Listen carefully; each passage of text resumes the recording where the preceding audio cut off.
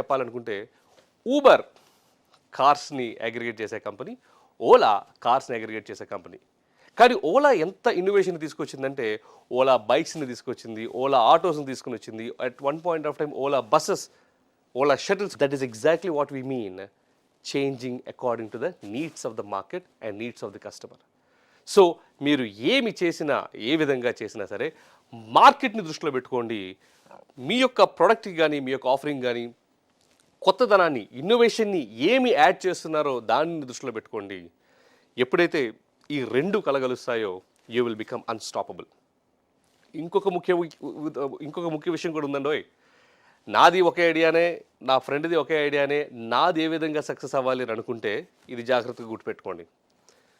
దీనిని go to market అంటాం. అంటే ఏ ప్రోడక్ట్, ఏ సర్వీసెస్ ద్వారా మీరు త్వరగా మార్కెట్కి మీ యొక్క ప్రోడక్ట్ని తీసుకువెళ్ళగలుగుతారో, the faster you take it to the market, the better advantage you always have. దీనినే మనం కొన్నిసార్లు ఫస్ట్ మూవర్ అడ్వాంటేజ్ అంటాము, లేకపోతే ఎర్లీ మూవర్ అడ్వాంటేజ్ అంటాము.